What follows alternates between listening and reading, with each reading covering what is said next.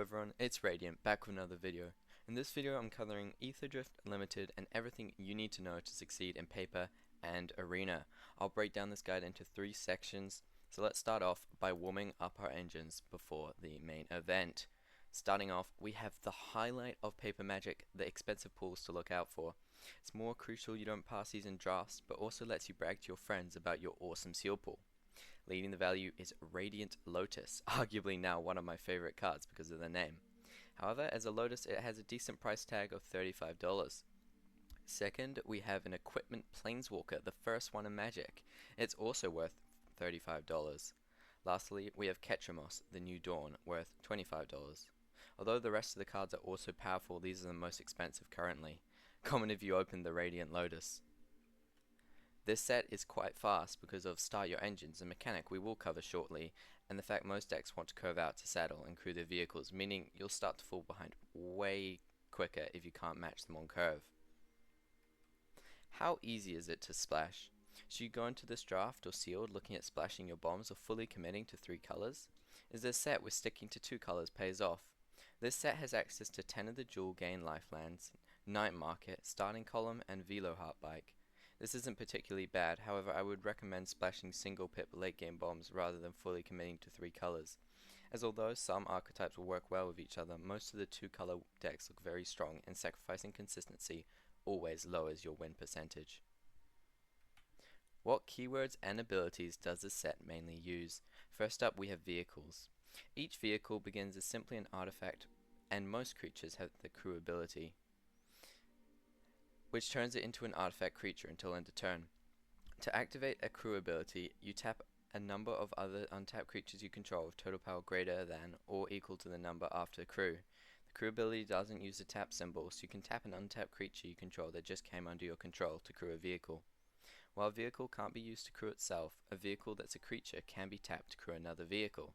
Next up we have mounts and saddle. Saddle is an activated ability that can be activated only as a sorcery, meaning during your main phase while the stack is empty. To activate a saddle ability, tap untap creatures you control other than the mount itself with total power greater than or equal to the number after saddle. When that ability resolves, the creature becomes saddled until end of turn. Cycling. If a card with cycling is in your hand, you can pay that card's cycling cost and discard it to draw a card. Now we have the new mechanic, starting off with speed and Start Your Engines. The first time in a game you control a permanent with Start Your Engines, your speed becomes a 1. This happens immediately, so no one can respond and try to remove the permanent before you pick up speed. Once your speed is 1 or greater, you can trigger an ability to increase your speed. That ability is whenever 1 or more opponents loses life during your turn. If your speed is less than 4, increase your speed by 1. This ability triggers only once each turn, isn't tied to any permanent. For the rest of the game it can be triggered as long as your speed is less than 4. No matter what permanents you control, once your speed is 4, you've achieved max speed and your speed can't go any higher. Exhaust. Exhaust abilities are activated abilities that can activate only once. If a permanent with an exhaust ability that's already been activated leaves the battlefield and then returns, it's a new object with a new instance of its exhaust ability. That exhaust ability can be activated. Next up, we will get into the draft portion of this guide. Starting off, the best to worst colors. However, no color is truly bad, and you should try to look at all of the colors openly.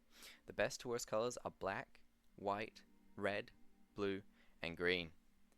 The first archetypes.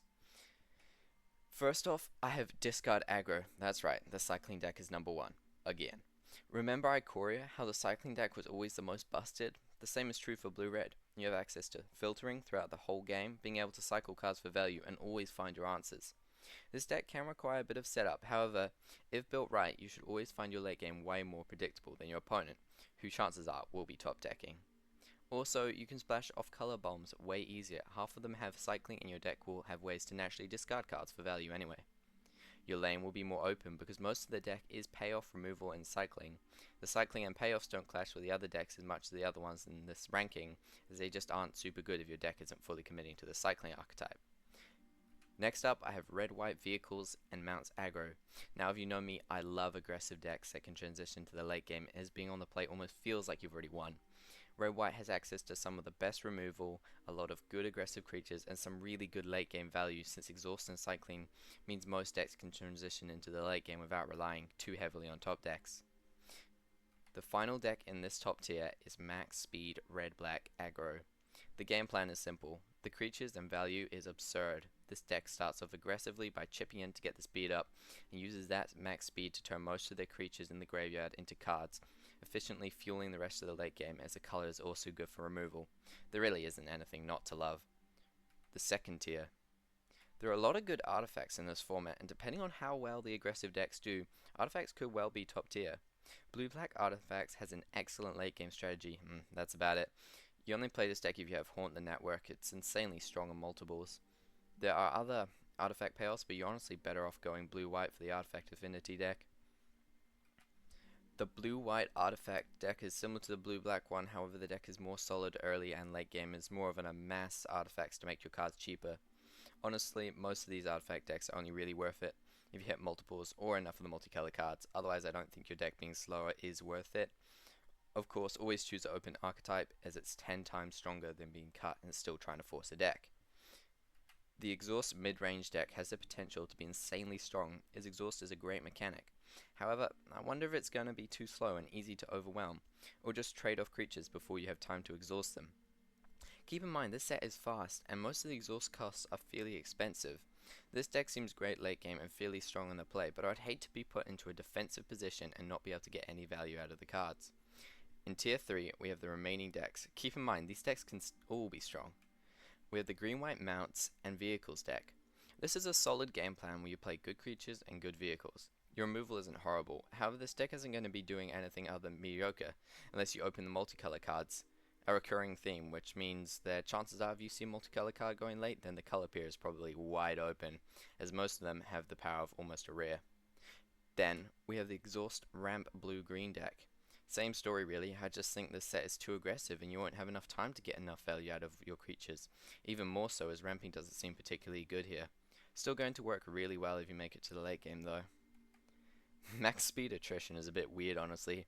It's more the late game graveyard deck and it's not super aggressive. Just a deck that wants to slowly get value on the opponent and win later down the track, and max speed will definitely help you get that value. And now the last slot. Green-black graveyard. It could be strong, but this set seems too aggressive for it. I'm assuming you'll only be playing the graveyard part for the Brood Wagon, as that card is insane and easy to get into the graveyard. However, I just don't see this deck do much more than play normally and have reanimation, which white also has, so I reckon you will want to avoid this color pairing. Next up, we have an evaluation of how high we should be taking removal after looking through all the archetypes. Instant speed removal, the Exiles will be almost first pickable, but sorcery is still strong if it can target the vehicles before they're crewed, as this is mainly a vehicle and graveyard set. However, I recommend removal strongly, as the aggro decks need it to push their creatures and the slow decks need it the most to give the deck a chance to push their value. It's going to be a fight for your cards, as there aren't really any closed archetypes, so you'll struggle to find a fully open lane, meaning pick up the removal early, as that's what every deck wants. How valuable is card draw and advantage? With cycling and exhaust, you should have a lot of late game options in most colors, meaning you won't be needing to prioritize card draw. There are obvious traps in the set and other cards that require a lot of work to pull off. The set has so many insanely strong cards, you shouldn't need these hard to set up late game value card options. Lastly, game plan. What tricks are going to blow us out and what board wipes are in the set? Also notable, what counter spells do we look out for? First up, we have combat tricks, flash creatures, vehicles, and a cycler. These are good to become familiar with, as if your opponent's holding up mana or making a weird attack, knowing what they could have will help your gameplay massively. Same with board wipes. Knowing whether or not to hold everything if you're already winning or just go all in depends on whether or not you think they have one. Since the only good board wipe is in white, the rest should be fairly easy to play around. Counter spells are just good to know what mana they need for the counter if they are holding up mana. Last off, since max speed is fairly hard to get early, you should focus on creatures with evasion and ways to get through for chip damage. Instant speed and artifact removal is a must to stop your opponent from sticking their vehicles on the field. And that concludes my Aetherdrift Limited Sealed Guide.